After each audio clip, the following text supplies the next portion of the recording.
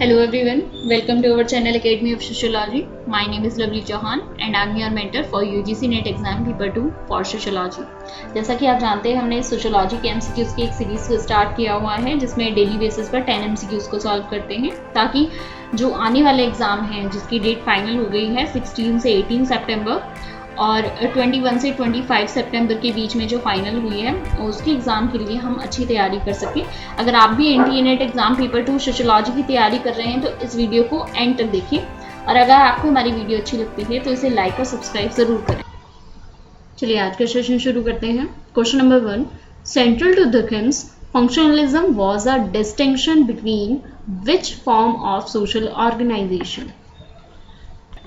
मतलब कि दुर्खिम के प्रकारवाद के केंद्रों में सामाजिक संगठन के किन रूपों के बीच विभेद किया था। Option number 1, normal and pathological मतलब सामान्य और व्याधिकीय। Option number 2, normal and healthy यानी कि सामान्य और स्वस्थ है। Option number 3, average and abnormal यानी कि औसत और असामान्य। या फिर option number 4, forced and anomic यानी कि बलात् और अप्रतिमानित। The correct option is normal and pathological. Question number 2. According to Merton, which one of the following sequence is correct? यानी कि मर्टन के अनुसार निम्नलिखित में से कौन सा क्रम सही है।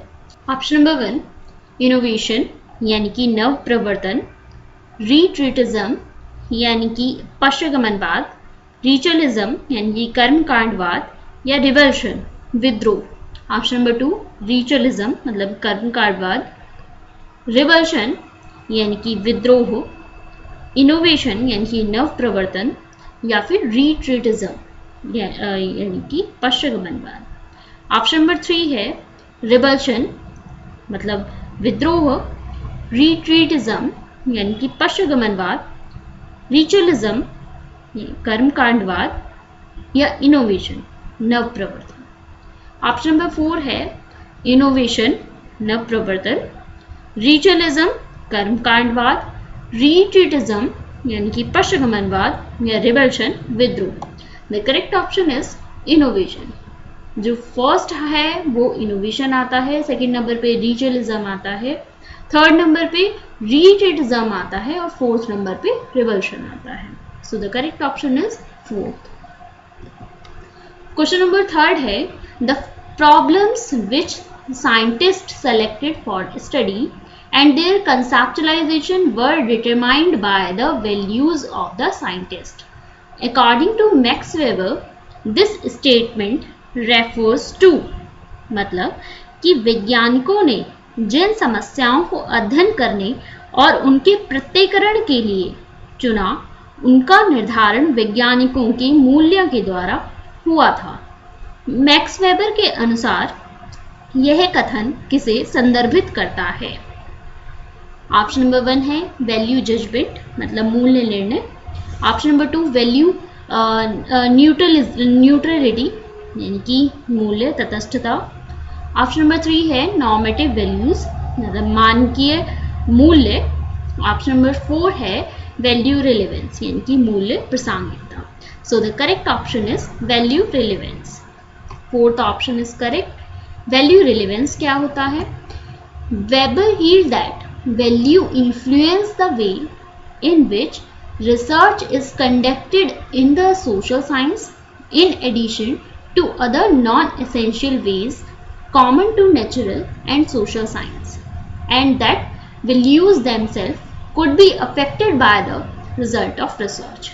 मतलब जब हम रिसर्च को कंडक्ट करते हैं तो जो हमारी वैल्यूज हैं वो रिसर्च को इन्फ्लुएंस करती हैं, पर जब रिसर्च का रिजल्ट आता है वो वैल्यूज को इन्फ्लुएंस करता है।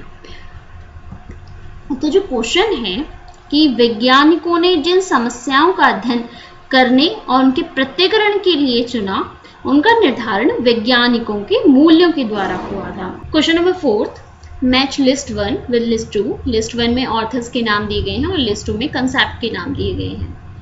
फर्स्ट ऑथर है मैक्स वेबर जिनके द्वारा इंटरप्रेटिव अंडरस्टैंडिंग जो कंसेप्ट है वो दिया गया है मतलब व्याख्यात्मक बोध। सेकंड ऑथर हैं वी पैरेटो जिनके द्वारा सर्कुलेशन ऑफ लाइट दिया गया है यानी अभिजात संचरण। थर्ड जो ऑथर हैं वो हैं GM मीड जिनके द्वारा सेल्फ दिया गया है, यानी कि स्वयं का कंसेप्ट दिया गया है। फोर्थ ऑथर जो हैं वो हर्बर्ट ब्ल्यूमर हैं, जिनके द्वारा सिंबॉलिक इंटरेक्शनिज्म यानी कि प्रतीकात्मक अंतःक्रियावाद का जो कंसेप्ट है वो दिया गया है। सो हमारे आंसर क्या है? ए का थर्ड आएगा, जो कि हमारे फर्स्ट और थर्ड ऑप्शन में आ रहे हैं। बी का फर्स्ट आएगा, जो कि फर्स्ट ऑप्शन में आ रहा है। सी का जो है फोर्थ आएगा और डी का सेकेंड आएगा। So the first option is correct. Next question पे आते हैं, question number 5। According to Marx, when people become aware of their conflicting relations with other classes then it results into. मतलब कि marks के अनुसार जब लोग दूसरे वर्गों के साथ अपने द्वंद्वात्मक संबंधों के प्रति जागरूक हो जाते हैं तब इसका परिणाम क्या होता है? क्वेश्चन नंबर 1, वो option number 1 class in itself, मतलब स्वयं में वर्ग।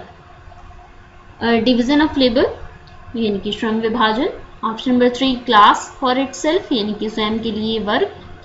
और ऑप्शन नंबर 4 है डेवलपमेंट ऑफ लीडरशिप, मतलब नेतृत्व का विकास। So the correct option is class for itself. ये आंसर क्यों है? क्लास फॉर इटसेल्फ ही क्यों आएगा इसका? तो इसके लिए हमें एक्सप्लेनेशन देखनी पड़ेगी। इसमें दिया गया है, for marks a class truly exist only when people become aware of their conflicting relations to other classes. Without this awareness, they only constitute what Marx called a class in itself. When they become aware of the conflict, they become a true class, a class for itself. मतलब कि जब लोग दूसरे वर्गों के साथ अपनी conflicting relation के प्रति aware हो जाते हैं तब वो अपने लिए क्लास का निर्माण करते हैं, यानी कि क्लास फॉर इटसेल्फ। अगर वो अवेयर नहीं है अपने क्लास के प्रति तो वो क्लास इन इटसेल्फ में आएंगे, अगर वो अवेयर हैं तो वो क्लास फॉर इटसेल्फ का निर्माण करेंगे।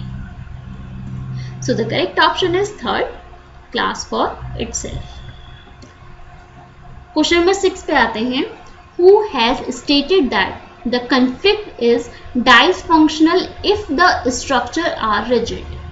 मतलब कि निम्नलिखित में से किसने यह कहा है कि यदि संरचनाएं अनगम्य होती हैं तो संघर्ष अप्रकार्यात्मक होते हैं? ऑप्शन नंबर 1 के Marx, option number 2 L.A. Coser, option number 3 Emile Durkheim, option number 4 J.C. Alexander. So the correct option is second, Lewis A Coser. ठीक है। Question number 7, according to Dehendorf, the aggregates of incumbents of position with identical role interest is known as।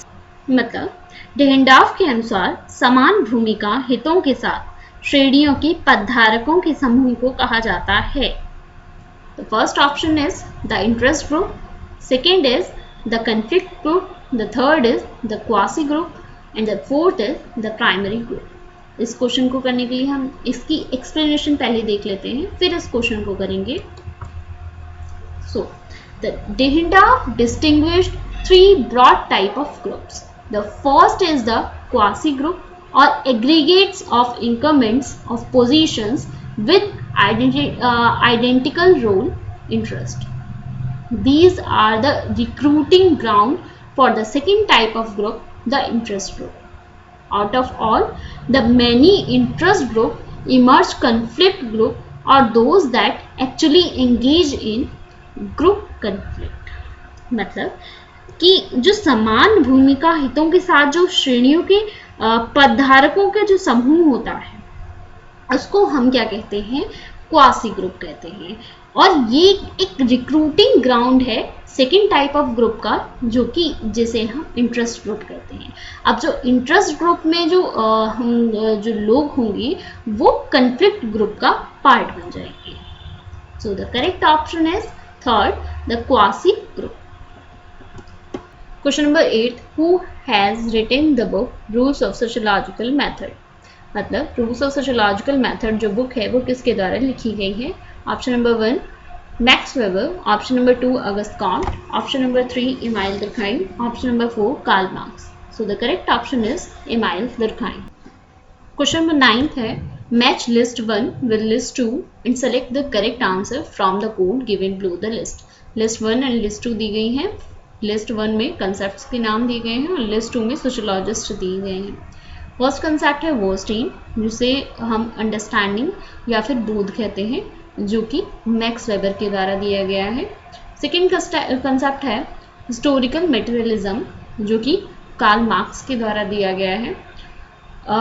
Third concept है positivism, जिसे प्रत्यक्षवाद कहते हैं, और ये scientific study होती है किसी भी चीज़ की, जो कि अगस्त कॉम्ट के द्वारा दिया गया था. फोर्थ कंसेप्ट है इनडायरेक्ट एक्सपेरिमेंट, जो कि इमाइल दुर्खाइम द्वारा दिया गया था. इमाइल दुर्खाइम कहते हैं कि जो सोशल साइंस है उसमें डायरेक्ट एक्सपेरिमेंट पॉसिबल नहीं है नेचुरल साइंसेस की तरह, तो इसलिए जो भी एक्सपेरिमेंट होगा वो इनडायरेक्ट एक्सपेरिमेंट होगा, लाइक कंपैरिजन. ठीक है.